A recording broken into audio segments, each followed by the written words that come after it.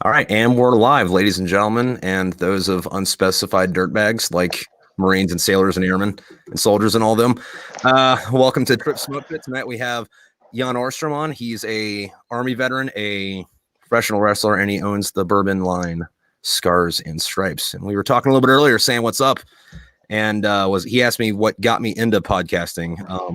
Kind of a two-edged thing. My wife had been telling me that I needed to start one for years. But before that, I want to say for a year or two prior to a couple months ago, I would on the weekends just get on Instagram Live and chat with whoever showed up for however many hours a night. And then my internet, something happened to it. I'm not sure what, but it stopped supporting Instagram Live. So this is my way of bullshitting on the weekends. That and I miss the barracks life in a way because like I was in the Marine Corps for 12 years and I've lived in the barracks the whole damn time. And I miss just stumbling outside at 3:00 in the morning and bullshitting with somebody, you know? So this is my way of doing it. And instead of drunk calling, it's like, no. I scheduled this drunk chat beforehand. So Ryan, well, I appreciate you having me. I really, really do. Anything to do with veterans being creative, man, I'm a huge supporter of it. And this is really cool that you have me on. I appreciate it. Mm-hmm. Yeah. What is it? I watched the Valhalla Club the other day because thank you. Yeah, no, it had a lot of interesting points in it that I didn't think of, but that isn't said in media a lot. I was like, oh, hey, holy shit, somebody else actually said that like on the air. Like the whole thing about like when you're gone, like the world doesn't fucking stop for you while you're deployed and you come back and you're like A, you're all fritzed out because of what was going on, but then B, like your family's biggest like concern for the entire time you're being gone is like, hey, you're not dead. Congratulations. B, Taco Bell's got this new Crunchwrap thing. I heard it's really amazing too. Like, you know what I mean? Yeah, no, it took me a couple years, honestly, to like really dive in because when I came back, I was in Iraq from February 04 to March 05, and when we got back, it was very much just like, oh, you're in one piece, you're fine, go on, just don't beat your wife, you'll be fine.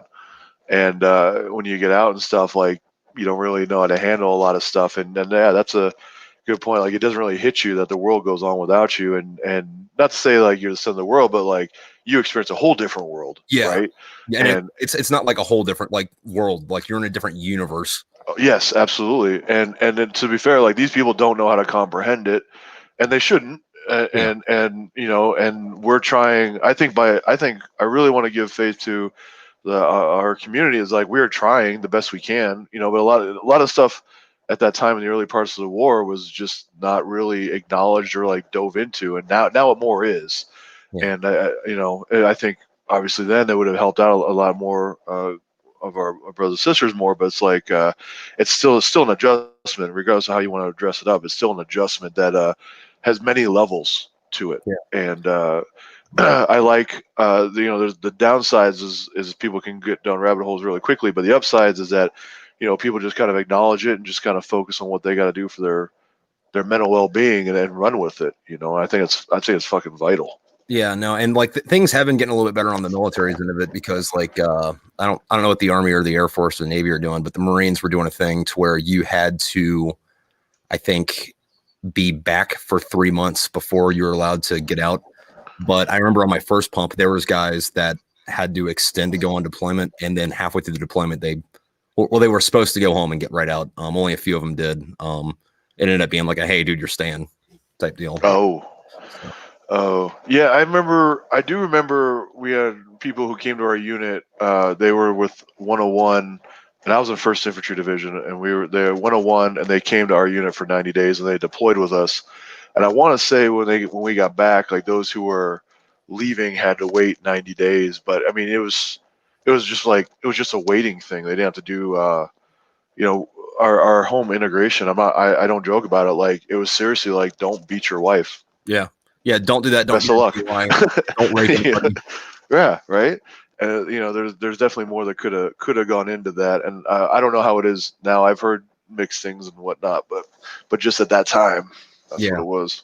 Yeah, no, and then like I think I was extremely fortunate with I guess my downgrade on that because my first deployment was to Afghan in '08, and it was extremely kinetic. Like out of our battalion, which in the Marine Corps is like 800 dudes, Okay. we had like 25 killed and then a little bit less than 300 wounded.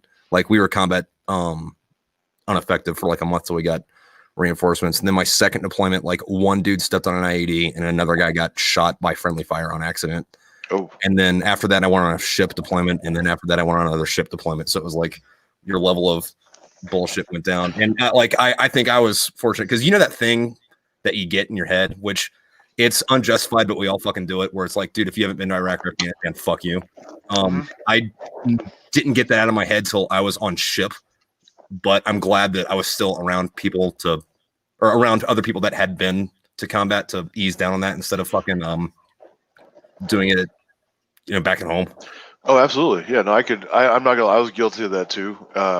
When our base was only like 8,000 people, and it was a small base in Germany, and the first half went when it kicked off in '03, and then the second half went in '04, and then we just kind of like rotated through and shit. But it was like when new people were coming in or new units were coming in, there was definitely that like, dude, you don't fucking tell me what to do. Like don't tell me at all about how this goes. You weren't there. And that was looking back for me personally, it was definitely a reaction based on what I had been through. It came off as like a better than thou situation, but it definitely, I don't think it was at that time. But I agree with you. Being around people who have been there definitely helps you kind of unwind a little bit better mentally and physically. Yeah, no, I think that's one of the reasons that you don't hear as much. I guess, for lack of a better term, a PTSD horror story from like guys from like World War II, because after the war was over, they all hung out in China or Germany for a year and then got on a boat and came back. So like after the fighting stopped, they still had people for 2 years. Like in Vietnam, it's like one day you're in Quezon, like literally 2 days later you're walking around New York City.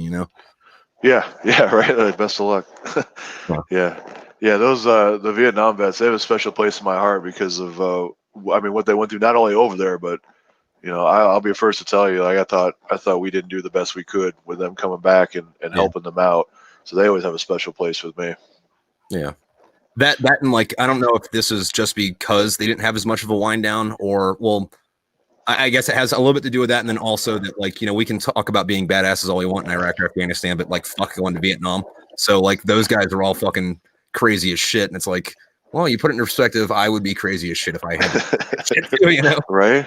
You had body armor? That's nice. I'm like, oh, okay, I'm sorry. you had lubrication for your machine gun? Right? What the fuck is closed air support? Yeah, they had a whole different situation, man. Yeah. Oh. But I appreciate you watching the Valhalla Club. That was a project that was years in the making, and often, do you know who Kevin Smith is? I'm going to guess you do. The Clerks guy, yeah. Yeah, Clerks guy, absolutely, yeah. So Valhalla Club, I always refer to as like my Clerks because we made that on a shoestring budget, and we got it in with the right people at the right time, and it's been powerful to say the least. Eddie and Bryson, I couldn't have done it without them, and I couldn't have done it without Brad, the director, who came in and helped us out. But like the amount of veterans we've had in our showings, and because it's on Amazon Prime right now too, who have reached out and told us their stories has been crazy powerful. Yeah. And then there's other residual stuff like we got covered by Rolling Stone and Vice and Sports Illustrated, and we got to do a big thing with Comedy Central with Klepper on their series nice. premiere. I didn't see that one. I read the Rolling Stone in one of the other articles. I didn't see the Comedy Central thing though. I can send it to you after our interview. It's pretty cool. It was really well done. It was interesting because one of the things I'm very protective of that, of my project, because I don't want people to spin it in a way of veterans are deranged, veterans are broken, and I don't want people to use it politically, which unfortunately veterans, we are used like that. Yeah, look at all these crazy assholes. Yeah, right. Yeah, I mean, you're not wrong. You ain't wrong. But like when Comedy Central was like, we want to do a thing with you, and I'm like, well, this is about veteran suicide and PTSD. Like, what would Comedy Central want to do with us? And because I was, bracing for like them wanting to parody it or maybe put a negative light on what veterans do. Yeah. Dude, they were completely gung ho for it. Jordan Klepper, fantastic human being, was trying to tell a story about what we as a country need to do to help our veterans more. And they went in there with I didn't see any spin. They didn't ask any kind of trapping questions. They let us be us and tell the story, and Viacom and all of them got behind it. And that was crazy awesome. And the first episode, ours with Klepper, the initial ran had 218,000 people that saw it, and then the reruns had like 260,000.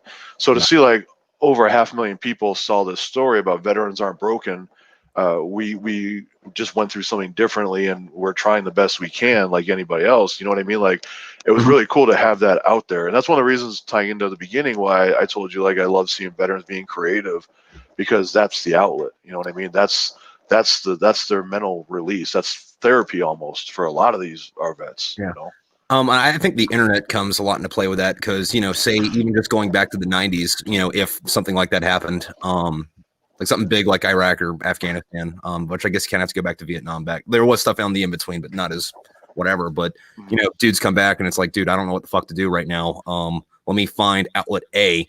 Outlet A doesn't make you a lot of money. However, if you throw it on the internet and enough people like it, that's enough to keep your house. Yeah. Oh, yeah. No, that's actually, I didn't really give it that much thought on that, but you're absolutely right on that. Excuse me.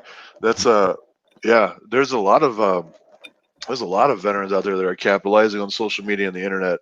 I mean, no, we can go clothing brands all day long, but like, you have all these other different funny sites and meme pages that got hundreds of thousands of followers, and no, you're absolutely right on that. I didn't think about that aspect of it. Yeah, and then even if it's like as much as starting a meme page, but then like eventually, you slap your logo on a T-shirt and charge people $15 for it. Like, hey, people will pay for it. Yeah, if you got the content, they'll pay for it. Yeah, and then you get other stuff that come out of it. Like, what is it? Like stuff like Vet TV or what is it? Matt Best and his crew. I'm not big on the coffee, but like they're building a big, almost veteran empire with their stuff. You can say what you want about their videos. I'm kind of wishy-washy on them, but they have some journalists that like write a almost like a newsletter for them. But it's all focused on veterans doing stuff, and they're investigative journalists, or I think fucking top notch for the subject matter. Oh, that's good. I mean, I know Matt Best by name. I know he had a whiskey for a while. I don't know if he still does. He had the Lead Slingers.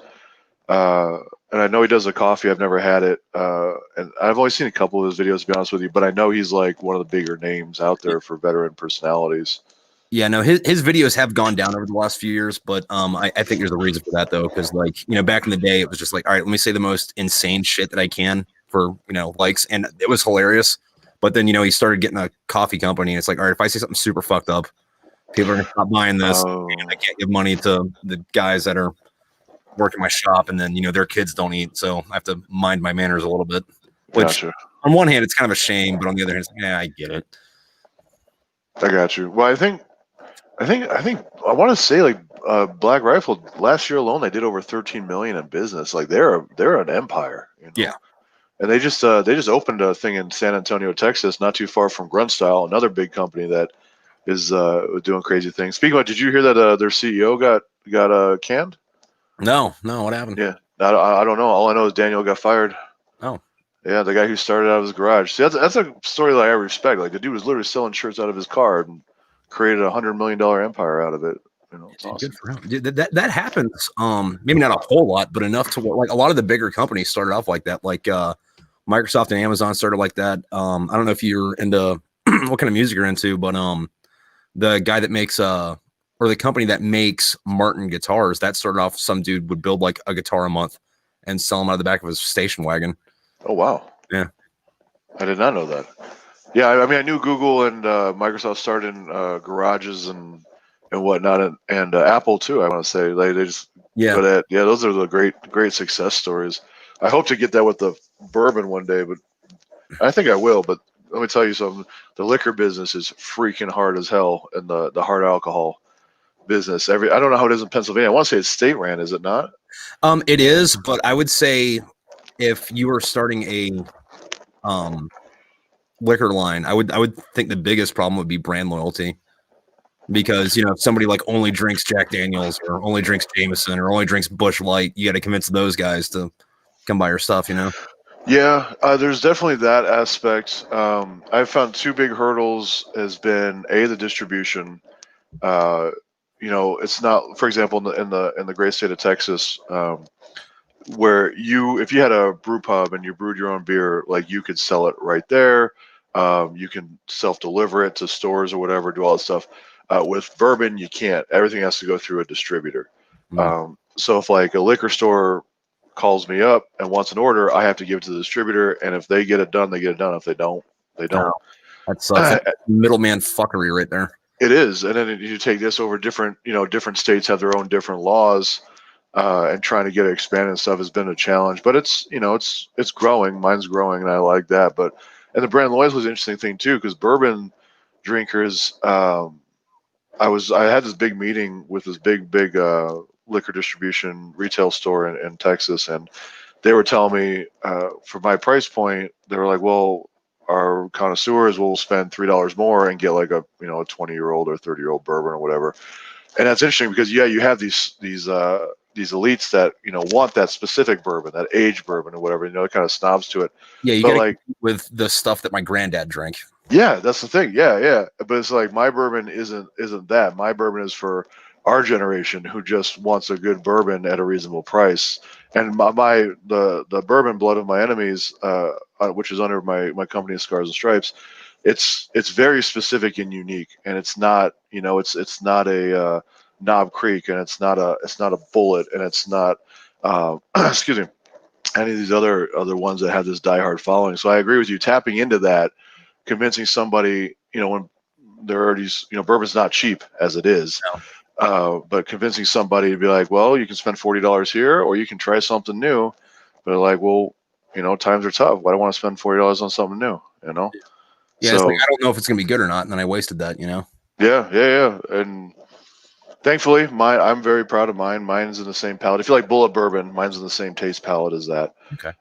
And thankfully, a lot of people like Bullet bourbon, so it's growing. But yeah, it's really hard, especially when you go to like a Jack Daniels or a Maker's Mark, because they're so big, right? And they have so much power, influence, and distribution, like that name recognition. Yeah.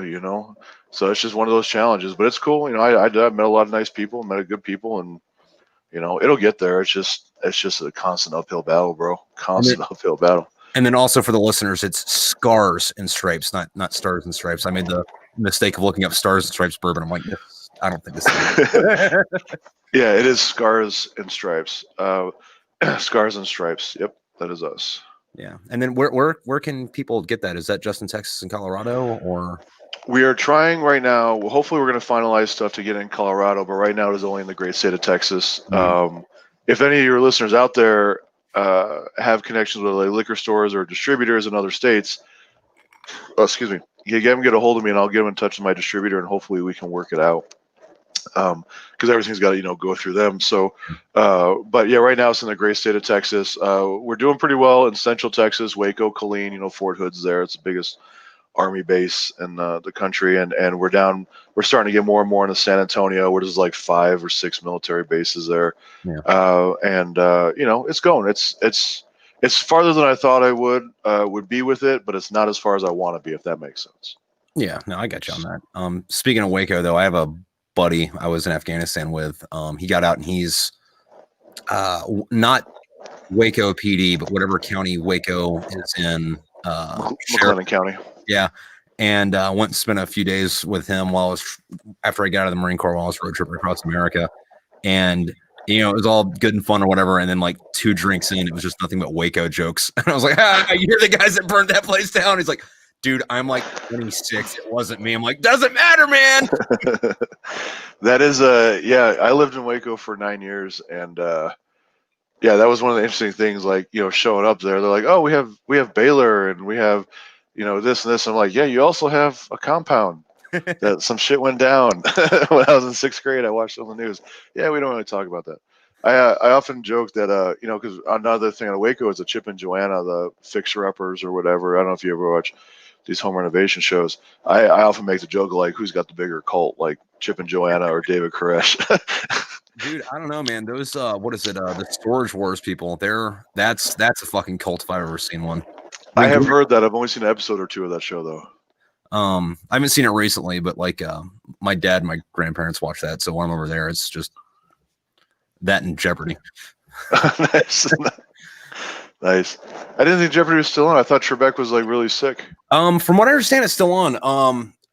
And Trebek, from what I understand, he is really sick. However, the kind of cancer he has was supposed to have killed him 2 years ago. So he's doing the thing where he's like, "Hey, dude, if I'm gonna drop dead, I'm gonna keep doing what I'm gonna do until I drop dead." And it's like, good on you, Trebek. You're a fucking national hero. Thank you for being here. I mean, good. Yeah, how he ran that show for what, 40 years almost? Something like that? Yeah, like I think it started. I know that he wasn't the original host. I went and Googled this once. There was another guy, and I think Jeopardy was on for like 2 or 3 years, and then Trebek took over in the late 70s. Okay. Right on. Yeah, I mean that personality is synonymous with that show and intellectual questions. So, I mean, and especially in this day and age where there's so much anti-intellectualism out there, like, God, yeah. you know, he's maintained that cornerstone. So good on him, man. Yeah, no, like that one of those things. Speaking of just like I guess random Jeopardy trivia is I'll be talking to people and like I spend a lot of my time reading. If you can't tell, author, but I'll say some shit. And people are like, how the hell do you know that? I'm like, I don't know. I read it in a book. Why don't you know that? Yeah, there's it's so I don't know. We probably have our own. I'm not gonna lie. I don't really know why people don't read. I've always heard from many people who I look up to, you should be reading a book a month. You know, it helps your intellectual capacity. I try to. I'm not the best at it, but I definitely push through a couple books a year. If you don't mind, can I ask you a question? Yeah, what's up? So I just finished the script for the movie Valhalla Club. It's going to be like, did you ever watch the movie The Wrestler with Mickey Rourke? Yeah. And I had mixed feelings about it because like I thought it was great, but I watched it with my dad and my dad wouldn't shut up about Marissa Tomei's tits. Oh, she's so hot. I know.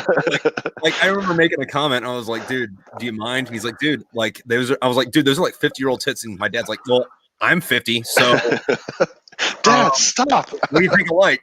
Although fucking I have mixed stuff with my dad like that. Like what is it? So not that I don't like my dad. I love my dad to death. But I think long-term goal, my 2 missions in life is A, be better than my dad, and then B, whenever I have kids, make my kids better than me, you know, improve the line. But I will also give my dad a lot of shit. I remember it was, speaking of people not getting shit when you come back, I just got back from Afghanistan and me and my dad were watching that movie, My Dog Skip. I don't know if you ever seen it or heard of it. Pretty much what happens in the movie is it's this kid, I think it's Frankie Muniz, and it's a story about him and his dog. But the other half of the story is he's worried about his brother who's in the army, and it's like 1944. So, you know, he's like gone. And my dad made this comment, and he was like, you know, if I was around back then, since all the men were gone, I'd find a way to stay home and just bang everybody's wives. And I was like, yeah, if I was around back then, I still would have joined the Marines, but I'm not a bitch. So, and we for like 2 weeks. It's the awkward family dinner, but we're gonna go with it. But I was getting at though is that so this movie, the Valhalla Club movie, is going to be like that. It's going to be more dramatic, and actual feature. So in addition to writing that, I'm writing a graphic novel for Valhalla Club. Okay, and that's one of the last couple of projects I have left with Valhalla Club, and then everything's kind of tied up with, and I'm going to move on to something else. But as an author with you, because as we were talking before, and like you wrote a book that has been on my radar that I'm probably going to purchase the next month or so. But like you as an author, A, how long did it take you to write the book? B, what was the hurdles you had writing the book? And C, what was your driving force to write the book? I'm going to answer all 3 of those at once. Okay, so I am a frequenter, or have been a frequenter of the smoke pick or the smoke deck, depending on what branch of service you're in. Like my thing was like telling stories or just finding somebody to talk to, because normally I'm actually kind of a quiet dude, but I get like 2 drinks into me and the only thing I want to fucking do is fucking talk, you know, just like get it all out. And I remember at some point, I don't know when, I got like a little black moleskin book, and I would just like write down shit I heard people fucking say, or like funny stories that, you know, happened. And I originally wanted to write a book that was going to be just all that shit in that notebook, right? Just like, oh, hey, you know, Bob did this and didn't punch that master sergeant, or, you know, like Jeff went out here and didn't get in a fight at the bowling alley and then bang the staff sergeant's wife. And then at some point, all those notes from that book made it into like a Word document, and they didn't really go anywhere. Like I tried writing a completely different story that I recycled some characters from for my books. I got like 2 chapters into it and then like gave up. Mostly because like the hardest part about writing a book is putting your ass in a chair and fucking writing it. Because it's a lot of fucking man hours. Just sitting there staring at a screen typing. And I want to say it was 2014, might have been early 2015, but I was on the USS Bonhomme Richard outside of Okinawa, and I was doing PSYOPs at the time, and PSYOPs on ship is nothing. So I was gainfully unemployed and had nothing the fuck else to do. So one day I just sat down and started writing it. And then I decided that instead of 1,000 different stories, you know, with 1,000 different characters, it's like, all right, I'm going to make this fiction, and I'm going to make all this shit happen to like 2 guys. Okay. And then I think on ship, I actually wrote the first 2 back to back. And then the thing with that though is, you know, your first draft's always going to be shit. And I don't care who you are. Like it's going to be garbage, but you have to take a shit before you can polish your turd. So please tell me that's in the book. No, please tell me that's like in the book. There's a lot of fucked up shit in there, because like my target audience for them, which is probably why it's not doing as well as I would like it to. I think it's doing well, but it could be doing a lot better if my target audience wasn't post 9/11 combat veterans. Like there are other people that enjoy the books, but I get a lot of messages like, "Hey, what is this about? What's this mean?" I'm like, well, why do these people swear so much? It's like, because they're in Iraq, dude. I don't want to say you wouldn't get it, but the way I wrote it is like, you know, when you're watching a movie and like somebody pulls out like an M16, and then some other character's like, oh yeah, the M16, it's a shoulder fired air cooled weapon. It's like, no, it's just a fucking gun in the book. Like I don't explain shit about anything that's going on, but if you were in the military, you would know. So like millions read it and they're like, this is French. No. Yeah, they always have those characters in the story. You're like, that's oddly and awkwardly specific. Like, what are you doing? Did you self-publish or did you get a publisher? So I self-published. I tried to get a publisher, and I want to say I did the right things, right? Like I went on Writers Market. I got like a whole list of fucking literary agents, and like what I would do is my goal was to write two literary agents a week, and make sure that none of them were in the same publishing house. And I would go and I would like read that literary agent's like blog, like all of it, and then like a special tailor my query letter or my pitch to them, and then send them out. I want to say over the 200 that I sent out, I got 2 responses, and one of them was like no thanks, and the other one was like, okay, cool, let me see the whole thing. Yeah, no, let's tone this down a lot, and then change the aliens to vampires. I mean, I'm just intrigued there's aliens in there now. I didn't know that. Well, I mean, it's science fiction, so yeah. Change the aliens to no. Well, I mean, this is also like 2014 or 15, so like Twilight was still Twilight, right? Okay. Yeah. And then like my thought on that was like, A, no, B, that doesn't work with what's going on in the story. The other thing though too with that is I mean, A, self-publishing is getting bigger, but what is it? The author's market isn't as glamorous as it used to be, because like, say you publish a book in as recently as the 90s, right? Okay. They're gonna give you like they get all the rights to your shit if they make a movie out of it, unless like you have a good fucking lawyer. They get all the money from the movie. You get 50 grand and have a nice fucking day. Maybe we'll pay for a book tour. That's the first right stuff. Yeah. But as a self-publisher, I've still got all the rights to my books. And also nowadays when you publish a book, unless you're already famous, you're probably only getting 10 grand for the shit. So maybe 20, depending on who you pitch it to. But I'm thinking next year I'll have made that much money anyway. So like from a financial standpoint, like yeah, it makes more sense to self-publish for me. Also with that and the content in it, because it would have to be way watered down to get into anything I guess normal. Like I've heard from multiple people that they couldn't get through my book because it was too graphic.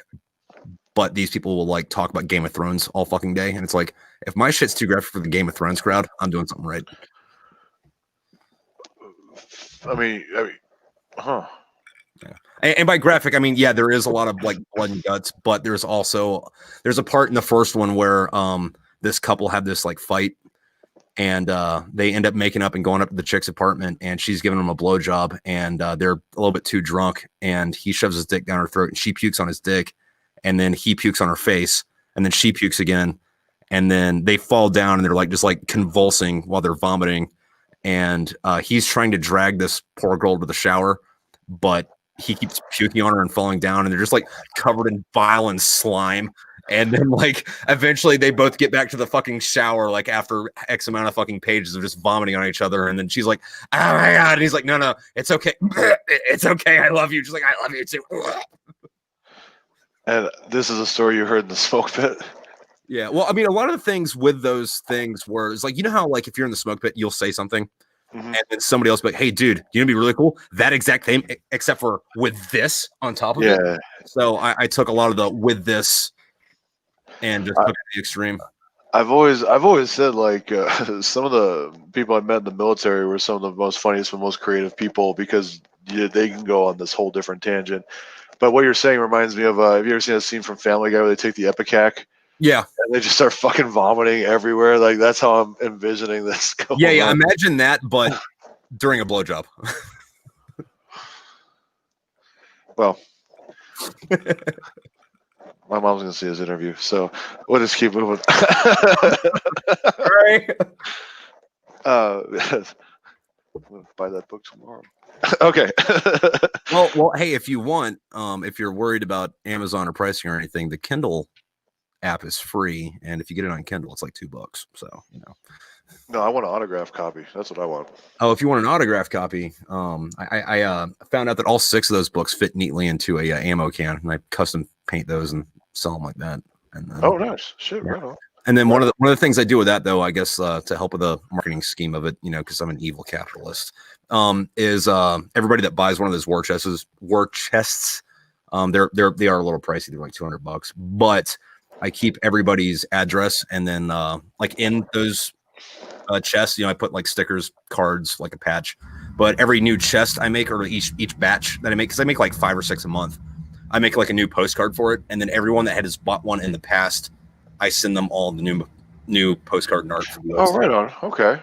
No, that's good. That's brand loyalty right there, man. That's a good call. Yeah.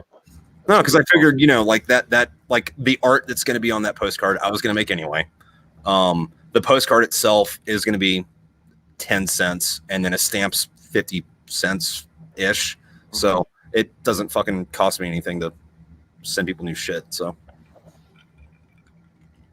Okay. Oh, that's such a really good marketing idea, bro. That really is. Okay. Sorry, I'm jotting that note down. Yeah. Or at least it was before COVID, because, you know, now everybody's like, hey, can't afford that. I'm like, dude, you don't have to. Just go to Kindle. It's like almost free. Yeah, that was one of the things with Valhalla Club. I keep telling people, I was like, look, everyone's got Amazon Prime. If you got Amazon Prime, it's free on Amazon. Just watch it there.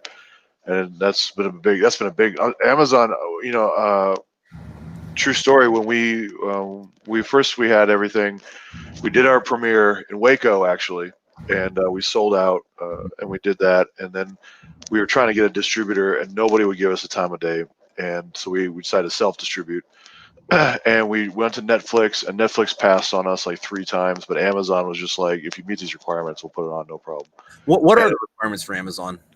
It was a lot of the technical stuff. It had to be, the film had to be in a certain, I can't remember the ratio. Yeah. And then you had to have subtitles, and you couldn't have any copyrighted or pirated music in your film. What else was there? There's a couple other like technical specifications that you had to have, but after that, like, I mean, it was fair game. And it seems like it's pretty common sense, easy stuff, though. I mean, subtitles, no uncopyright shit, but you know, it's one of those things, man. Like, I thought the same thing, and then I'm going through. I'm like, the reason I have to say this because somebody want to put fucking Van Halen or whatever in their movie, and not pay royalties or whatever. Somebody had to. I'm pretty sure Amazon doesn't want to be liable for that stuff, so I get it. And then when we finally, it took us about, I don't know, 5 weeks to get through the Amazon process, but once we did, like, it was honestly, it was a breeze. It was really easy because everyone and their mom has Amazon, so so yeah, that was a good thing for us. I don't know if I would ever sell that movie to be distributed because of just what it means to me. But with this other movie that we're working on, though, I mean, this movie is going to be easily 500 to a million to make, 500,000 to a million to make. So we may just go ahead and sell that one off. But I worry about that because I don't want a company to come in and then take what we did and all of a sudden turn around and be like, hey, Jan, we're gonna have to play you, Tom fucking Cruise. I'm 6'4". Tom Cruise is 5'6". Like, I'm 250. Wait, but what if they use the Top Gun soundtrack with Tom Cruise? I mean, okay, like, that's probably the most compelling argument they can give me. I'm not gonna lie, but I mean, and as yes, I mean, look, that's just awesome all the way around. But I'm still like, I worry about that from the artistic point of view. But we'll see how this goes. Well, I mean, the other thing though is like this would be kind of shitty, but awesome at the same time. We'll be like, all right, so we need to make a little bit of a spin on this. You're old and beaten up, and Hulk Hogan needs a job. So we're gonna make this character a little bit on his ass, and then we're gonna give Hulk Hogan a bunch of money to fucking play you. That would be a weird turn of events because Hulk Hogan was the reason I got into pro wrestling. Dude, I loved Hollywood Hulk Hogan. Yeah. You were talking about that in the docu. Oh, God, dude, sorry. Fucking, I have the dumb. I'm sorry, I can't brain. It's all good. Dude, yeah, no, fucking. My dad and I would watch Raw and what was the other one? SmackDown. Yeah. And then I don't remember anything the fuck about this movie at all anymore, but I do remember making my dad take me to Blockbuster to rent Suburban Commando like fucking 40 times. Yeah, I remember that. I went to go see that in a movie theater. I do remember that. Christopher Lloyd, Doc Brown himself in there with Hulk Hogan. And then I think The Undertaker was in that one too, as one of the bounty hunters or something like that. Yeah, he had like the jetpack like boots. Yeah. True story though. This is one of the never meet your idols things. I was living in California. I just enlisted in the Army, went to base training, went to AIT, came back, was on my hometown recruiting for a month, and I was going to some movies with some friends. And sure as shit, Hulk Hogan standing in front of the movie theater, out there.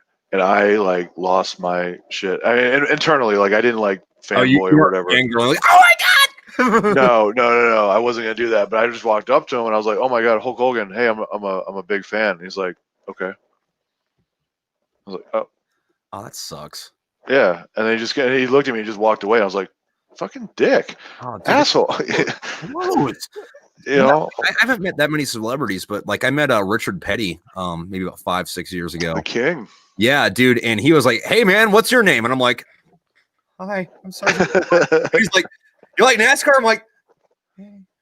He's like, "Dude, right on. Hey, you want to take a picture of me?" I'm like, "Yeah." He's like, "Give me your phone." I'm like, "Okay." He's like,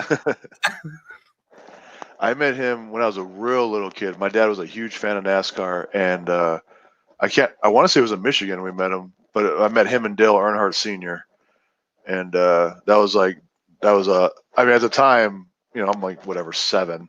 Yeah. I'm just like, whatever, okay, cool. But like, Earnhardt was my favorite driver until his passing, but it's still kind of cool to look back and be like, shit, I met him. I met Petty. I met Earnhardt. I met Davey Allison before Davey Allison died.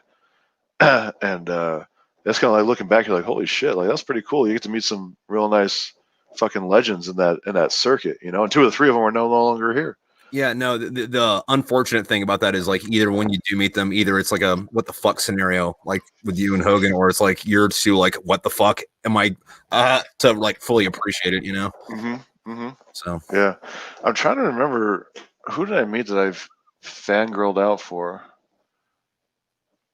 I definitely did it for Honky Tonk Man, and he was kind of a dick about that.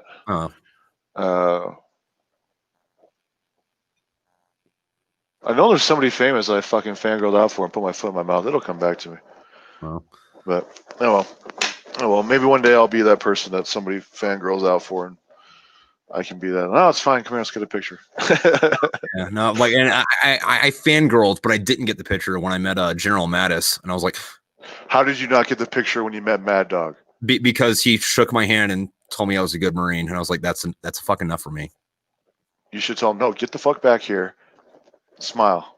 You don't say that to Chaos, right? You don't say that. That would be a cool one. I would love to have a drink with him. I think he would be a really cool person to have a drink with. Yeah, and like I don't know this. It's kind of a rumor. I don't know if it's substantiated or not, but like I've heard that dude reads Marcus Aurelius every night in Latin before he goes to bed, and it's like that kind of sounds like bullshit, but that might also be true. That's like right on the cusp of right. Yeah. Yeah, I could absolutely. Like, you want to question it, but at the same time, like I see it. I could see it. Yeah. He could probably recite freaking Art of War off the top of his head. Dude, it's funny. There was a picture that was circulating a couple years ago, and it was of Captain Mattis with like all of his one ribbon, and it's like, if he can go from this to where he is now, you can do this. Believe in yourself. Dude, isn't it crazy? Like, have you thought? And this was probably hit a little different because he was Marine Corps with y'all, but like just from the Army perspective, I always thought it was fascinating. Like this person, his legend, his character, like his leadership style, like it transcended all of DOD, and like he had such. I say had because I know they got a little rocky with him when he was butting heads with the president, but like by and large, like when was the last time we had such a military person that was so adamantly like loved? You know what I mean? Like respected. I can answer that. It was either Chesty Puller or George Patton. I was gonna say Patton. So yeah, maybe Eisenhower, but you don't hear about that as much anymore. I'm only going off the fact that he made it to president. So yeah, no, that's fair. I mean, it was totally fair. It's totally fair. But like it was such a rare role for him to hit and be so publicly beloved, and then shit gets rocky. I get that, but like I think the thing with him though, with why he was as big, was because of his mouth. Because if you look at his, or him and the other generals in Iraq, like granted, he was probably the most aggressive one. Might not have been. However, nobody knows the other guys because they didn't say cool shit, and you don't necessarily need to have done a bunch of badassery. You just need to be able to talk about it well. And that man can definitely articulate. Yeah. Like that. And like, what is it? In his memoirs, he was talking about doing a shura with some dudes, and he was having an argument with one of the like Iraqi townsfolk or whatever. And like, as per him, he put his weapon on fire, like while it's sitting on his lap, and he's sitting Indian style. And he's like, hey, listen, you can start some shit, but if you want to start some shit, I guarantee you no one's leaving. I don't know if he wrote that, if he had a ghostwriter that wrote that, if he actually fucking said that, but the fact that it's like, no, this probably actually fucking happened is like, I wish that like my brain worked in a way where I could say cool shit before I did stuff, because, fucking anytime I do fucking something I think's cool in retrospect, I have to like lie about what I said right before I did it, Right. He had that quote. I'm not gonna lie. I'm gonna screw it up. But I always found it very profound. It was the I come to you in peace. I did not bring the artillery. I come to you with tears in my eyes. But if you fuck with me, I will kill you all. Like I thought that was like such a profound profound statement. If I could have that on a poster, I would put that in my study. That and the other one where it's like, if they fuck with us, they'll talk about what we did here for 10,000 years. Yes, I like that one too. Yeah. Absolutely, man. Absolutely. I have a fun fact about that one though. Oh shoot. Okay, and this one's also a little bit of a history lesson. So the Mongols, The motorcycle gang. no, like Genghis Khan. Oh, okay. Like those guys. Okay. I mean, they both rode on something and shot a bunch of shit. But their big thing, one of the reasons that they maintained their empire as well as they did, was pretty much what would happen is they'd roll in and they'd be like, hey, listen, we're not going to change anything. You keep your gods, you keep where you're selling stuff. You don't even increase or decrease taxes. The only difference with what's going to go on is your tax money comes to us instead of these people. Good. All right, cool. And then if you didn't agree to that, then bad gangs cunt shit happened to you. But when the Mongols came into, I forget what it was called back then, but we call it Iraq now. He sends his emissaries to Baghdad, which at the time was across the river from where Baghdad is now. Okay. And his emissaries, pitched this idea. It's like, hey, listen, nothing's got to change. You just got to pay taxes to us instead of whatever empire you're in now. And the Baghdadians, Baghdadis, whatever. I don't know what you call people from Baghdad. I'm sorry, but they responded by cutting all the emissaries' heads off and sending it back to Genghis Khan. Genghis Khan, being the understanding human being that he was, he said he thought to himself, "Okay, they're in the wrong, but obviously they don't know who I am, so I'll send another group of emissaries to talk to them." So same thing happens. So when the Mongols come through, they burn Baghdad to the ground. They dismantle it. They dig up all the canals. They fucked up Baghdad so bad that when they rebuilt Baghdad, where Baghdad is now, the city center is 5 miles away from where it was 600 years ago. And to this day, dollar for dollar, Baghdad still hasn't financially recovered from them destroying it. And that is the origin of the term "don't kill the messenger." Oh shit. Because Genghis Khan will kill you. Damn, that's powerful. I like that. That's a good story. Right on. And then in the comments, Dominic was saying they also demanded troops, but I mean that's kind of a given for back then. Like, you're paying tax to us, and then your army's our army. I like it. I respect it. Effective leadership. Right on. Who inspired you as an author?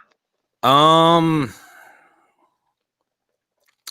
don't know. I kind of got my own thing, but I would say the two people that I kind of, I guess, admire as other writers are A, Stephen King, B, Robert Heinlein, and then C, Ernst Jünger, if you know who he is. I've heard the name. I couldn't tell you any of his works. Okay, so I'm going to give you another history lesson about this guy named Ernst Jünger, right? So Ernst Jünger, poor little nobody kid, lived in Prussia back in the day. World War I starts, and he decides to go join the Prussian army, gets in the German Empire Army, ends up on the front line by the end of 1914. Like you do, yes. As a private. At the beginning of 1918, he's a major, and he's the CEO of one of the first stormtrooper companies or battalions. And the reason he got that high was because of, hey, we're all going to go over the line. Hey, we won. I'm the highest ranking guy that's still alive right now. Here's your promotion. Yeah, we're a major from private doing that shit. But he wrote a book called Storm of Steel, which is like his memoirs about that. He eventually went on to write a bunch of science fiction stories too. Cool. Yeah. But with him though, he stayed in the fucking German army because I don't know if you know what Germany was like in the 1920s, but it made our Great Depression look like everyone was fucking millionaires. It was not a good time. I know that. Yes. So he stays in the army, and World War II goes around, and the Nazis used his book as like a piece of propaganda. So he was nationally famous in Germany. Like, imagine if Stephen King wrote a book about World War I, and like he's like your national hero now. He did though think that the Nazis were a bunch of fucks that were ruining Germany. And they wanted to remove him, but they couldn't because that'd be like if the government decided to kill Brad Pitt. Like, okay. yeah, you guys aren't gonna get away with this one. So they sent him as just gave him like a nobody position. They made him like an intelligence officer and sent him to Paris. And he was like one of the regional governors of Paris during the occupation. He eventually ended up getting fired, or whatever their version of getting fired was, because all he did was hang out with Picasso and do acid and talk shit about the Nazis. So like, all right, we're gonna move you. We're gonna make you fucking move to a cabin out in the fucking woods, and you just be fucking quiet. Don't say anything. And he's like, okay, posers, I'll go fucking do that. You goddamn Germany ruining assholes. Fuck you, Hitler. It's kind of like, I mean, I don't know if anybody would turn down the opportunity to do acid with Picasso. Yeah. It's like I wouldn't turn down the opportunity to do drugs with Hunter S. Thompson. Like you don't get that chance. Question though, so Stephen King, Stephen King, I've only read a couple of his works, but like, did you ever go see the Stephen King shit up in Maine, like his house and all that? No, that's excuse me, that's in the plans though. I have a corpsman buddy, who's originally from up there, and I think we're planning next summer to go up there while he's up there, because like we can crash at his parents' house, and it's like in the middle of fucking Bangor or whatever. But I think Stephen King's house is like 5 miles away from there, and my wife wants to go stalk his house. So it's cool. I was there 2 years ago because my best friend lives in Cornish, like I don't know, 45 minutes from Portland, Maine, and we went up to Bangor and we walked around and saw the house. He owns like 3 houses on that block. He's huge houses. But like his house is pretty cool. It's got the spiderweb iron gates and shit like that. And it's pretty cool. That much money. I'm sorry? As you should with that much money. Oh, right. Yeah. Oh, I mean, I'm not lying, bro. Like two doors down from him, beautiful. I'm talking like 3,900 square foot house. They only wanted like $250 for it. Oh, that ain't bad. And I'm like, $250 to live next to Stephen King? Like, you know what I mean? Like, I don't know if I could pass that up. If I was, my work had me up there, but anyway, like right around the corner is like they have all this Stephen King shit. Like, here's the sewer where he walked by and influenced the Pennywise Georgie scene, and you can go down the road and go to the pet cemetery where Gage and Georgie are buried, and here's the dairy burns or whatever they're called, and here's a steel man. All this kind of cool stuff. If you like the Stephen King stuff, it's cool. And out here in Colorado, I'm in Denver, about 45 minutes from the Estes Park, with the Stanley Hotel where he stayed that influenced The Shining. And you can go right up to the room that he stayed in, and they talk about all that shit too. And it's a worthwhile, if you have a chance to go. It's worthwhile to go see. I didn't get any kind of creepy vibes of it, but a girl I was on a date with up there, she said she had a really weird experience walking through there. But I thought it was cool. Also, side note, that Stanley Hotel, not only was that where Stephen King stayed and he had this weird experience that inspired The Shining, but that's also where they filmed Dumb and Dumber when they go to Aspen. Yeah, that's the same hotel. Yeah, so they're doing this whole thing on Stephen King, and like the bar. If you don't mind, I'm going to go on a side story. Go on it. So the bar in the Stanley Hotel, Stephen King showed up because they were going to go past Estes Park, and they got turned around because snow was coming in. And so the Estes Park Stanley Hotel was the only hotel that was open, and the storm was coming in, and they had shut down for the winter. And so Stephen King and his wife were literally the only people that stayed there for the weekend. And it was only like the bartender and some housemaids or whatever. And so Stephen King is at the bar, and he's trying to get the guy to buy. He wants to buy drinks, and the guy was like, "I closed out the alcohol tab. Like, I can't charge you. We got taxes already done and all that stuff." So Stephen King goes, "Okay, well, I'll tell you what. How about we just shoot the conversation, and we'll trade story for stories for drinks?" And the bartender was like, "Absolutely." So Stephen King stayed up all night drinking with his bartender, which would inspire that scene in The Shining where Jack Nicholson's talking to the bartender. Right. That's based off Stephen King and all that stuff. That bar is also in Dumb and Dumber when Jim Carrey is talking to the bartender and the black girl, and and Jim Carrey gets up and he walks out and he's like, "Oh my God, we landed on the moon!" And he fucking stops up. That's the same bar from The Shining. I did not know that. So like when I'm in there, they're talking about The Shining, and I'm looking at this bar and I'm like, we landed on the moon. And I just fucking stomp out, and that bartender looked at me like I was the biggest asshole that just, that just walked through. I couldn't help it. Like, it was a classic scene in cinema. Yeah. But yeah, so no, if you have a chance, go check it out. Yeah, dude. No, definitely. That's on the fucking list somewhere though. The only thing about like Stephen King though that I kind of get like a little tired with, and like I haven't read all his stuff. My wife has. Like I like his older stuff. Because it like puts you there. Like, did you see or read Misery? I read Misery. That one I did read. Yeah, like so, like Annie Wilkes, like I could smell her when I read that. Like he just has a way of putting you there. The only thing I have reservations against Stephen King though is that most of his stories are about writers, and it's like I get it, write what you know, but like, come on, dude, like make one dude like I don't know, a gas station attendant, a lawyer. That's fair. I can see that. Some dude that was in the Navy. Anything besides a fucking writer. Yeah, I didn't even think about that. Yeah, he does have writers in all of this. Yeah, because The Shining was about a writer, Secret Window was about a writer, Misery was about a writer. Yeah, starting to notice a trend. The main character, the main boy in It was a writer. Yeah. Yeah. No, I didn't think about that. Yeah. Holy crap. Yeah. I mean, I know I'm one to talk because my books are about Marines, but I plan on changing it up at some point. When you have 30 books that are all about Marines, then we'll have that conversation. You know what I mean? But you like the older Stephen King, the Cocaine Days, where he would be up for 4 days straight up. Yeah, no, he wrote a book called On Writing, which was like it was like maybe a quarter of like, hey, you should think about this when you're writing, and the other 75% of it was like, this is how I write, and he's like, yeah, I don't remember the 80s. Don't do cocaine. Yeah, I know. Like, how the fuck are you gonna write Cujo on coke and then tell me not to fucking do that? Like, I don't. But I mean, like, who are you to say that to me? Yeah, it's very. That was one of the. I don't know about yourself. That was one of the biggest epiphanies I had growing up in general, because I like punk rock, classic rock. I mean all types of music, but that's just my favorite. And you're growing up with the just say no, don't do drugs, all that shit. But like all these artistic people that you like are like, holy crap, this is great. Whether it be writing or music or movies, you're like, they're all fucking on drugs. All of them are on drugs, doing hardcore stuff. It's like, well, shit, I don't want to do hardcore stuff, but I kind of feel I may have to. Yeah, no, like the only way I would ever do heroin would be like if I can see the fucking comet coming down. And it's like, dude, I got an hour to go. And then we're all. There you go. But I really like jazz and I really like heavy metal. And if you look what those guys were doing, it's like, oh, so this guy was shooting heroin into his dick.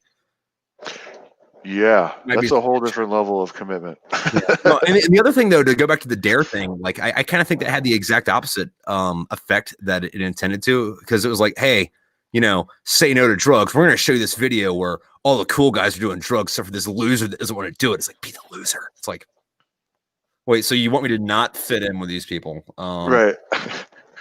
I don't want to be a loser. My mom raised a winner. Yeah, no, I've heard that a commentary, a couple of things is like the war on drugs like completely had the opposite effect of what it intended to do, and I could see that. I would like to congratulate drugs for winning the war on drugs, by the way, just by a landslide. Yeah, right. I mean, good Lord, like marijuana is legal in how many states now? In Colorado, it's $1 billion industry out here. Well, to go back to the hard stuff like cocaine and fucking heroin, it's like, you guys want to have a war on this? Maybe have the CIA stop bringing it in. I mean, they got bills. They got bills. Oh, okay. So it's okay for them to pay their bills like that, but not me. Got it. We've all been in that spot. Bills got to get paid. We've all been in that spot. I ain't judging. Yeah. Dude, have you ever heard about that thing where, like, so what they would do in the 80s, like not the CIA, but like random other people, like people that were working for like Pablo Escobar, they would like fly a plane down to South America and like fly it up and just like drop coke off in the woods and somebody would come up and grab it and distribute it from there. That's how they did their shit. Mm-hmm. But there was a bear in Georgia that ate like 20 pounds of fucking cocaine and then like was alive for like 3 hours after it before his heart exploded. And it's like, no shit. I want to know what happened, because there was a good like hour or two where that was the apex predator of the fucking planet. Just coked out grizzly bear, just like rampaging through the fucking woods. Nothing would have taken that bear down. Holy crap. Like I want to see that, but from afar. Yeah, it's like, you got some other poor fuck just pumping it full of 50 cal rounds, and the bear's like, Oh my Get god. away from me, bees. Oh my god. I want to see what that bear could have fucking, I don't know. I can't. My imagination is going wild what that bear could have been doing, ripping a moose head off like nothing. No, do you know what he was doing? He was fucking hanging out with Motley Crue, fucking writing "Shout of the Devil."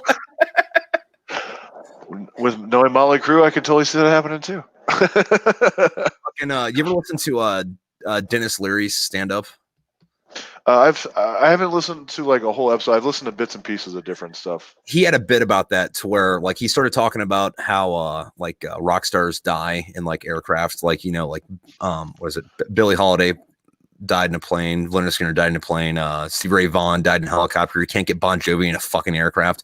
And then like everybody that you want to overdose never fucking does. Like you can lock Motley Crue in a room with 2 tons of fucking cocaine. They'd come out 15 fucking minutes later and you'd be like, shit, they're still alive. And they're gonna make a double album now. Great. Yeah. I mean that's not far off. Like, I mean, you think about like Keith Richards still kicking. What that guy's done everything on the planet. Ozzy too. And Okay, so I have a theory about Keith Richards though. Okay, so you Go know ahead. what the 27 Club is? Yeah. Okay, so that 27 Club didn't start until I think the 30s. Keith Richards is already still alive for this. He was young, but he's still alive. Do you ever think, like, you know how Keith Richards doesn't age, doesn't get old, doesn't die? Right. Do you ever think that all these people that die when they're 27, Keith Richards consumes their soul, and that's how he stays young? I mean, it's crazy enough to work. I mean, that would. I mean, sympathy for the devil, right? Yeah. You Like, can. hey, Janis Joplin, you're getting too big. Here, take this. Oh, hey, Jim Morrison, you're getting too old. Take this. Hey, Nirvana, you're getting too big. Take this. Jimi Hendrix, you're getting better than me at guitar. There you go. Yeah. Yeah. No, that's I mean, no. He has a legend in his own right too. And even Ozzy, like Ozzy's fucking batshit crazy too. But he's done every drug on the planet. From what I see with that though, is excuse me, a lot of people that die from overdoses, the vast majority of them stop drinking or doing drugs, and then their tolerance goes way down, and they try to get back into it at the level they were. Mm-hmm. So, like, imagine like if you're at the level where you can just like chug, 2 fists of Jack Daniels to start your night, and then you start partying. Then you quit drinking for like 5 years, and then you say, fuck it, I'm gonna go back into it, and you just immediately start chugging Jack Daniels again. You're gonna fucking die. Like you have to wean yourself back up. Yeah, that's what Amy Winehouse. That's happened to Amy Winehouse. Who also died at 27 and right now is currently residing inside of Keith Richards' fucking soul chamber. He's like Pennywise. He's got all the souls like within him. Yeah. So they're not little kids. Oh, yeah. Actually, that's a good fucking point. Yeah. I guess that's why you should just not stop drinking or just drink responsibly. Yeah. That was I talked about that in the Valhalla Club. That was a problem I had where I was not drinking responsibly, and getting in control of that would definitely help my life out a lot. Yeah. So to your listeners out there, I hope that they're doing that too, because it can lead to really, really bad spots, man. Yeah, no, like I want to say when I got back from my first pump, I was drinking enough each night to where I was gutting Red Man and not caring, and then like I'd walk outside of my barracks room with a bottle of Jack Daniels, and I'd wake up the next morning with a bottle of something else in some other chick's barracks room. I'm like, I don't know who you are. I don't know where I got this. Where'd Saturday go? Jesus. Yeah, but but like I said, I had a nice even step down and didn't have to deal with that as a civilian. I only had to hide that from first sergeant.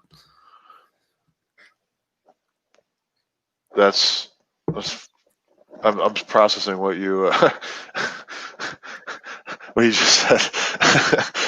you had me on the gutting the fucking Red Man. I'm like, oh my god. Yeah, dude, no, that was intense. But where were you stationed at? Were you at Paris or were you at Cali or? So I went to Paris Island for boot camp, and then my MOS school was in Maryland. And actually, I'll go back into that because there was something I wanted to say about that later. But I was stationed. My first duty station was in Pendleton, and I deployed twice with units from 29 Palms, and then once with another unit from Pendleton. And then I went to Quantico, and then while I was there, I did my shit, and then I did psyops for a bit, and I fucking hated psyops. And then to get out of psyops, I fucking re-enlisted and went back to 29 Palms, and then got out. But like the other thing that I was gonna say about the whole what we were talking about earlier, when you come back from Iraq or Afghanistan and you just fucking hate everybody, was like I was combat camera, right? Okay. And my first pump, I spent, like, they didn't know what to do with us, and I spent my entire fucking enlistment, or not enlistment, that entire deployment with a cat platoon, which I don't know what the Army equivalent of that is. Pretty much a bunch of guys in Humvees, and their job is to kill tanks, but you're not fighting tanks, so you're just running around with tow missiles and Mark 19s and 50 cals. Huh. But the thing with that, though, is like when we got back, I detached from that unit, went back down to like my unit, and like I'm walking around as a fucking E3 with like, a fucking patent fucking stack, and all my superiors were like random, haven't been nowhere, ain't done shit fucking guys. And it's like, why the fuck should I respect you? You haven't fucking been anywhere or fucking done anything. Mm-hmm. So you have that, like, I hate everybody that hasn't deployed on top of as being a fucking pogue. Like, listen, I might be a pogue, but you're a fucking pogue. Get the fuck away from me. That's fair. That's fair. So with what you did then, did you get the combat action ribbon? Yeah. That's what the Marines does, right? Combat action, that's what it is? Okay, cool. Yeah. Cool. Right on. So. Right on. Yeah, and then I was supposed to have a V on my Navy Achievement Medal, but because I wasn't infantry, that got knocked down. So. Yeah. Got you. So 29 Palms, is that the one in San Bernardino, by San Bernardino? Yeah, it's by Fort Irwin. Irwin. Yeah, okay, I got you. Did you ever go to the Branding Iron? I'm sure I did at some point. It's a country bar in San Bernardino. When I lived in Cali, a couple of my friends would go there, and there's a plethora of Marines there every weekend.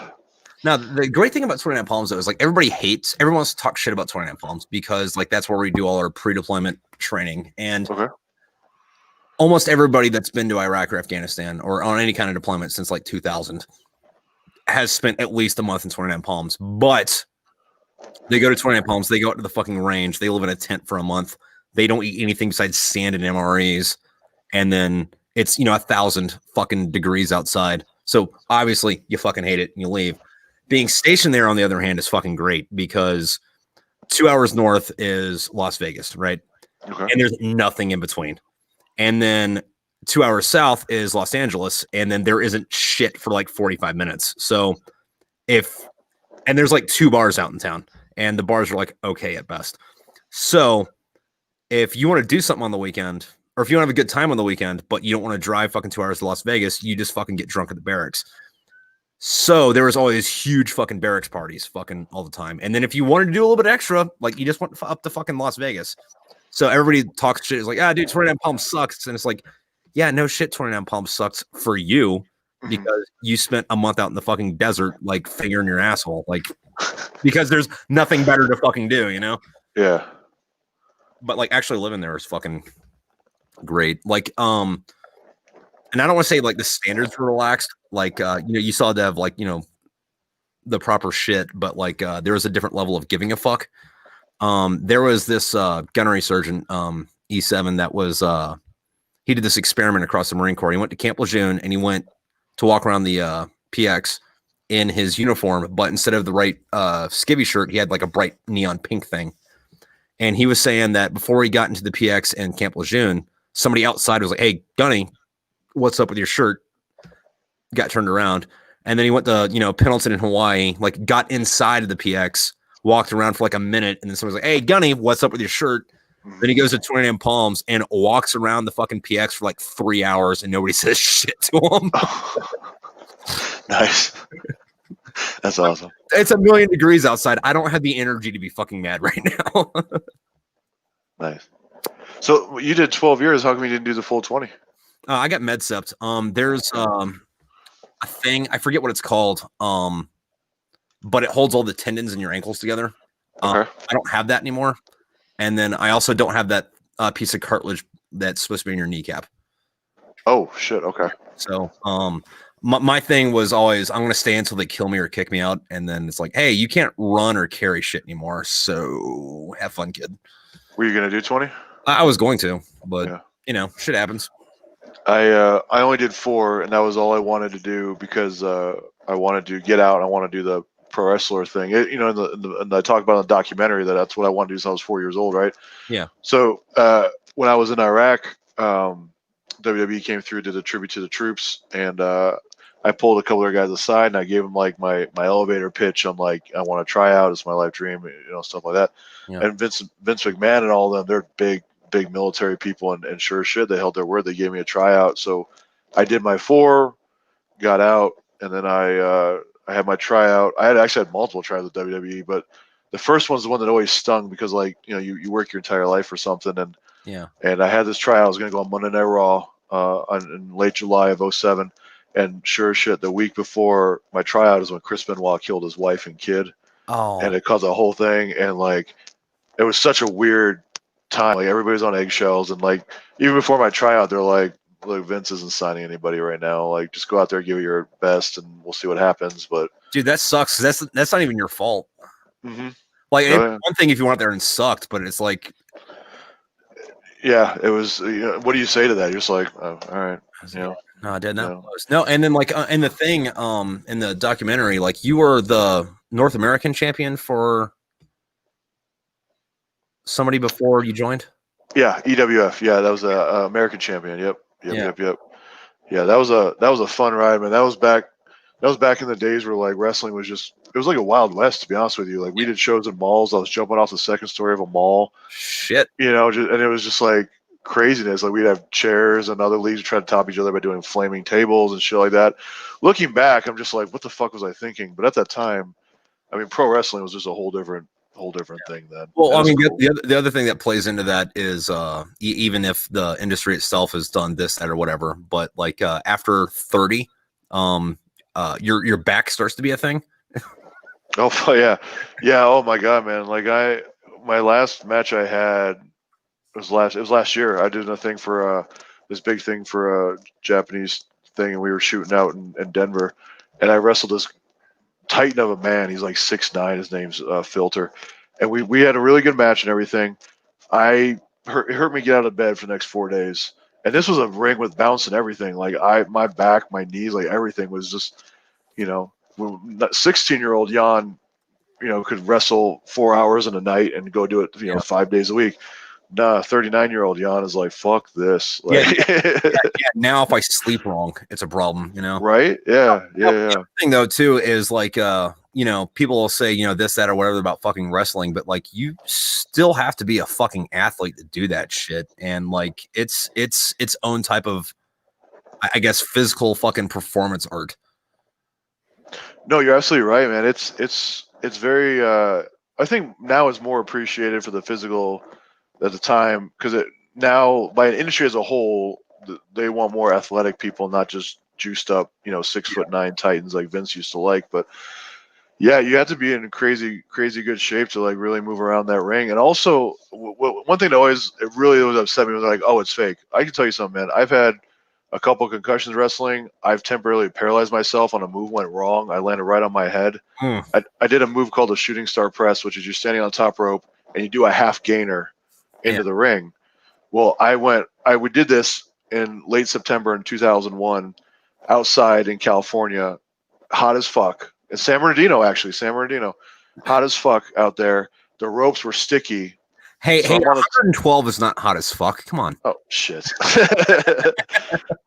Top rope, my feet stick. So when I jump off to do, like, they kind of caught and it threw my whole balance off. I just went upside down and then straight down on my head. Mm. And I knocked myself out. I couldn't move. Like, I've had broken bones. I've had, black eyes and bruises beyond I can count. But like, that was the only thing about it is like it's fake. I'm like, dude, you can get really effed up doing this. Yeah. If it goes wrong, like it can get really bad really quick. Well, I mean, because there's two things that go with that with the wrestling is fakeling. Like one, I guess the storylines. Like it's like, yeah, okay, all right, that's probably mostly made up. It's like, yeah, that dude didn't bang your wife and your mom before fucking bitch slapping you. Got it. But like, there's other shit where like, fucking like dudes. I don't know if they do it anymore because I haven't watched it in a while. But like, people would like keep like a razor blade like inside their cuff so they can cut their face on the way down. Oh, the juicing. Yeah, it's like, Yeah, that isn't what it was. I mean, they used to do that. Yeah, they don't really. That's not really a. But it's like I'm not gonna fucking do that. No, fuck no, I've never. Yeah, no. Yeah, I got it. Yeah, that's one of those things that thankfully have no longer. And that taking those hard chair shots to the head, like people just don't want to do that anymore. It's not worth it. Yeah. So, but yeah, no, I honestly I appreciate you watching the Valhalla Club. I appreciate everybody who is watching it. It's been a fantastic thing. And like I said, we got this movie. We wrote the script, working on the graphic novel, and then probably do one more thing with it, and then the Valhalla Club is like going to be done.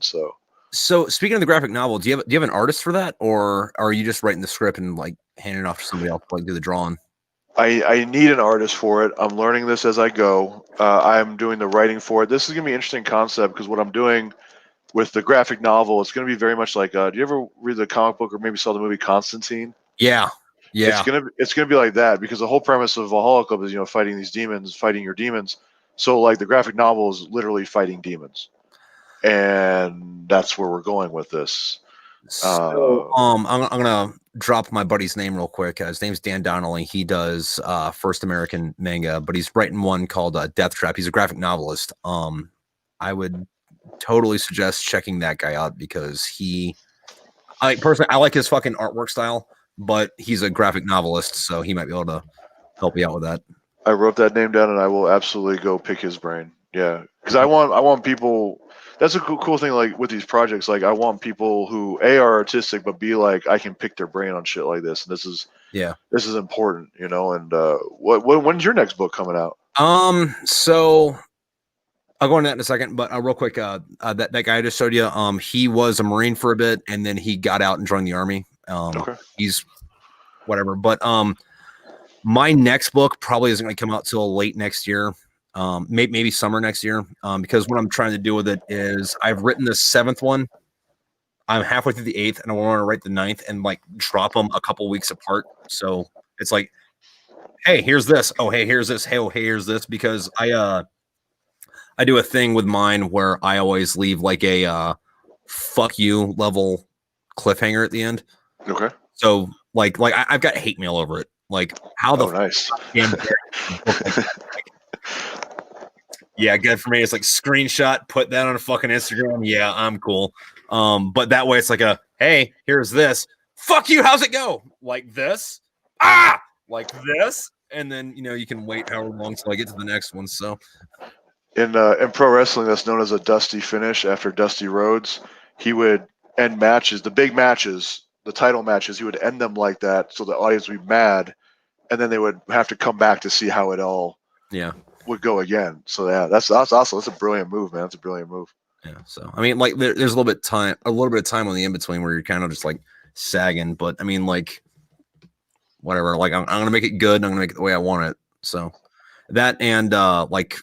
It's not even that because like let me grab this real quick. So like I guess this is the 4th one, but I also illustrate them all. Like there's a illustration for each chapter, and then also I started this with the 4th one, but there's also an accompanying soundtrack where the fucking music's in the back of it. So wow, you really go all out with that. Yeah, nice. Well, so you got the book, you got the illustration, you got the music. If you want to go on iTunes or Spotify, you can listen to what they're supposed to be doing. Like, I'm not going to say it's good. I'm just say it's there.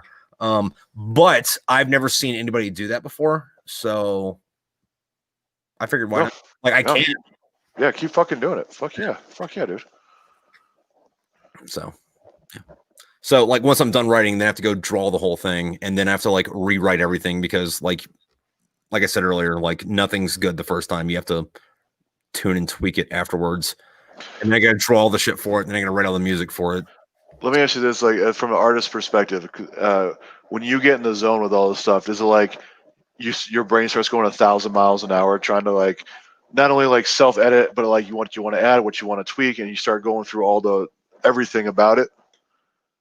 Because I'll tell you, that's what I did with my projects. Once I started getting in the zone, like with writing the script, we went through it. I'm like, you know what? No. On page 23, I didn't like how that, and I'd fucking jump back and I'd start redoing everything and tying it all in and making it look all nice and how I went. But I wouldn't stop. Like I would be up for 15 hours, 18 hours writing, and then I would sleep for a couple hours and I'd wake right up. My mind was like, go fucking do it. And so I go and I just keep fucking churning it out till I got it how I wanted it. Yeah, no, like the thing with my stuff though is like I try to convey genuine emotion in it, Okay. which sometimes can be a little bit I don't want to say negative, but it's like this character's pissed off. If I want to write what he feels, I have to get pissed off. So I kind of like write up to about where I think I should be, and then I go find a reason to be fucking pissed off about something, and Okay. I write the rest of the shit. Or like, hey, dude, this character is like in the fucking depths, like he's depressed, like he or she is crying, just everything's fucking wrong. I wait till my wife's at work and then fucking go ruin my life for a fucking few hours, just like getting myself super fucking depressed, and then write about it, and then I go drink some whiskey and listen to Judas Priest and get back to where I need to be. Rob Halford will do that. Yeah, good. Right on. Cool, bro. So, well, I gotta bounce, bro. I got another thing I gotta take care of here. all right, sounds good. Hey, thank you very much for being on. Fucking, I had a good time talking to you. No, I had a great time, and honestly, like I said, it means a lot. I love interacting with other creative veterans. I am gonna pick up your work here, and if you don't mind, I will contact you about my experience with it. If that's cool. Absolutely. And then hopefully down the line, I'd love to be on again. But this meant a lot, and it's cool to shoot this shit. And I'll see what I can do about getting you some of the bourbon. All right, sounds good, dude. Fucking, if you have to like pour it into a canteen and say no, this is just a canteen in the mail. We'll make it work. Yeah, no, absolutely, man. Fucking, I look forward to fucking talking to you again at some point. All right, cool. Likewise, bro. All right, take care, bro. Bye. Yeah.